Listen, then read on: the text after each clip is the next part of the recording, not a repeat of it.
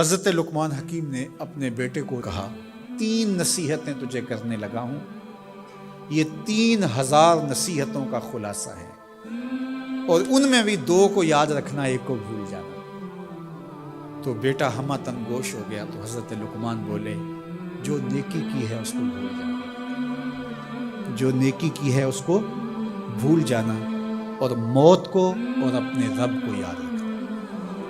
یہ میری ساری نصیحتوں کا خلاصہ ہے۔ جو نیکی کی ہے وہ بھول جانا، چاہے وہ کسی شخص کے ساتھ کی ہے، چاہے وہ نیکی عبادت کی صورت میں ہے، چاہے وہ ریاضت کی شکل میں ہے، خدمت انسانی ہے، کسی رشتہ دار کے ساتھ نیکی کی ہے، تو کہا بھول جانا جس طرح کی ہوئی نہیں ہے۔ حضرت معاذ بن جبل رضی اللہ تعالیٰ عنہ حضور کے روضہ انور کے سامنے بیٹھ کے رو رہے تھے۔ حضرت عمر گزرے تو پوچھا اے معاذ کیوں رو رہے ہو؟ کہا صاحب مزار کا ایک فرمان یاد آیا جس نے رلا دیا۔ کہا وہ کیا فرمان ہے؟ کہا ایک دن حضور نے کہا تھا ادنا سی ریا بھی شرک ہے، تھوڑی سی ریاکاری بھی شرک ہے۔ اللہ صرف اس عمل کو قبول کرتا ہے جو محض اس کے لیے کیا جائے۔ تو نیکی خالص اللہ کے لیے کریں گے تو قابل قبول ہے۔ اللہ تعالیٰ غیرت والا ہے، وہ کسی اور کو اپنے ساتھ شریک ہونا پسند نہیں کرتا۔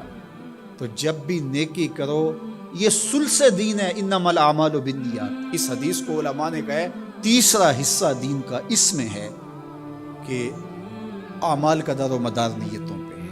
نیت کا خالص ہونا شرط ہے، ورنہ محنت بھی کی، سجدے بھی کیے، خیراتیں بھی کی، سب کچھ کیا، لیکن نامہ اعمال میں 0 کیتی کتری پئی خو محمد تے سکہ بنیا زردہ۔ تو ریا سے بچنے کی تلقین کی گئی۔ حضرت لقمان حکیم نے کہا جو نیکی کی ہے اس کو بھلا دینا، اللہ کو اور اپنی آخرت کو کبھی فراموش نہ کرنا۔ جب آخرت مستحضر رہتی ہے، ہر وقت بندہ خیال میں رہتا ہے کہ میں اللہ کے حضور پیش ہونا ہے، ایک میدان لگنا ہے، وہاں ترازو گڑے گا، اعمال تولے جائیں گے، تو خود بخود اپنا محاسبہ کرتا رہتا ہے۔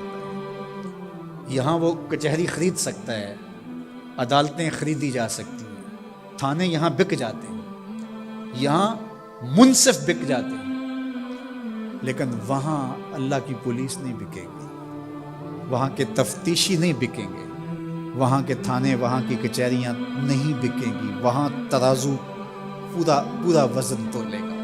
یوم تبلی السرائر فما لہ من قوت ولا ناصر۔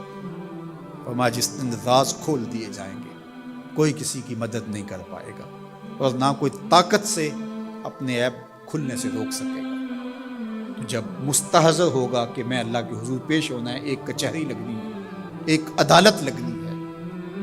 آج مکار آدمی، جھوٹا آدمی، خائن آدمی، بد کردار آدمی بچ کے نکل جاتا ہے، عدالتوں کو چکمے دے جاتے ہیں لوگ، عدالتیں خرید لیتے ہیں، دھمکا لیتے ہیں، سب کچھ ہو جاتا ہے اس دنیا میں۔ طاقتور کی کوئی بات نہیں کرتا، کمزور پھٹے چڑھا دیے جاتے ہیں، لیکن ایک عدالت ایسی لگنے والی ہے جہاں انصاف ہوگا، جہاں عدل ہوگا۔ تو اس لیے کہا کبھی اس کو فراموش نہیں کرنا، اور دوسرا اپنے رب سے کبھی بھی غافل نہیں ہونا۔ اپنے رب سے جو غافل ہو جاتا ہے وہ زندگی کے مقصد کو کھو بیٹھتا ہے، اور اسی کو رومی کہتے ہیں دنیا ہے یہ چیز، دنیا از خدا غافل بدن۔ دنیا کیا ہے؟ کہا سونے چاندی ہیرے جواہرات کا نام دنیا نہیں ہے، خدا سے غافل ہو جانے کا نام دنیا ہے۔ تو اس لیے اللہ کے ذکر سے، اس کی یاد سے، اس سے کبھی بھی غافل نہیں ہونا چاہیے، اور اگر کوئی اس سے غافل ہو گیا تو سن لو وَلَا تَكُونُوا كَالَّذِينَ نَسُوا اللَّهَ فَأَنسَاهُمْ أَنفُسَهُمْ أُولَٰئِكَ هُمُ الْفَاسِقُونَ۔ کہا ان لوگوں کی طرح نہ ہو جانا جو خدا سے غافل ہو گئے۔ تو جب وہ خدا سے غافل ہو گئے، اللہ نے انہیں ان کی ذاتوں سے بے خبر کر دیا۔ کسی نے کہا اقبال سے کہ تو نے خود ہی کا سبق کہاں سے لیا تھا؟ کہا قرآن کی اس آیت سے لیا تھا۔ اور یہ بات ذہن میں بٹھا لیں، اپنے لیے بھی اور اپنی اولادوں کی طبع میں راسخ کریں جیسے بھی ہو سکے، کہ ایک چیز کو بھول جانا ہے، جو نیکی ہو گئی بھول گئے، اور اللہ کو بھی یاد رکھنا ہے اور آخرت کو بھی یاد رکھنا ہے۔ یہ چیز یاد رہ گئی تو سمجھ جاؤ خیر ہے، اور اگر یہ 2 چیزیں بھول گئی اور جو بھولنے کی چیز ہے وہ یاد رہی تو سمجھو ہم نے اپنا سب کچھ لٹا دیا۔